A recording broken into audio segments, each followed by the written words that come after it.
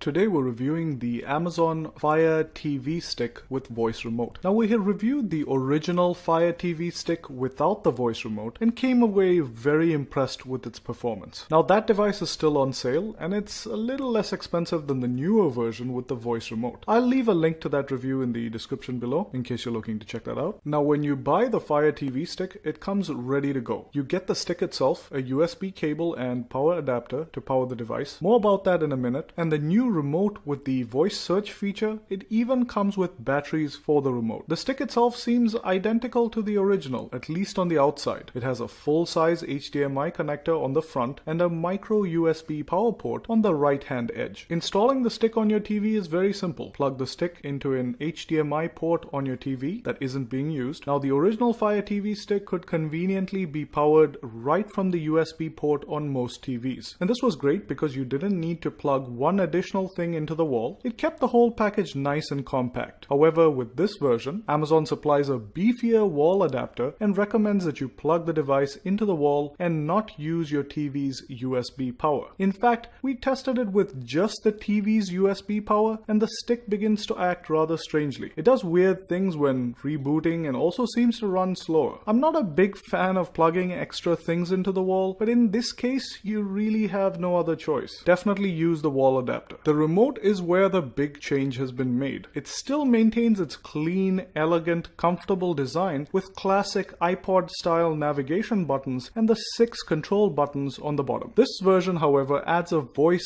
search button and a microphone to pick up your voice commands. The interface is largely unchanged. Everything is neatly laid out on large tiles on a black background. You can navigate through main menus on the left-hand side and then navigate through specific apps, content, and settings on the right-hand side. As expected, you have access to all your Amazon content. If you're an Amazon Prime member, you have quick access to all the Prime movies and TV shows. And if you're not a Prime member, you can always rent or buy movies or TV shows. You also have apps for all the popular content providers like YouTube, Netflix, Hulu, HBO, NBA, ESPN, and Sling. Video playback with Amazon content works really smoothly. No surprises here. Apps like YouTube and Netflix also work really well, and there are no issues at all with playback or navigating content on those apps. The performance overall isn't any different from the regular Fire TV Stick without the voice remote. Now you're probably wondering, how well does the voice search work? That depends on what you're searching. The voice search works really well for all content on Amazon and select content from providers like Hulu, HBO Go, Crackle, Vivo, and Showtime Anytime. However, rather bizarrely, the voice search does not work inside apps like Netflix or YouTube, and you can't use the voice search from the home page to search for anything on apps like Netflix and YouTube. In fact, using the voice search inside apps such as Netflix just gives you Amazon search results. This is extremely disappointing and pretty silly on Amazon's part. I understand they're looking to sell more of their own content, but the whole point of voice search was to make searching for content easier on the entire device. Having voice search for just Amazon content is a total turnoff and is pretty irritating for customers who've paid extra to get the voice search. I really urge Amazon to give other apps access to the voice search capabilities so consumers can have a much better search experience. People will still rent or buy content if they have to from Amazon, but if you don't make searching easier for everything else,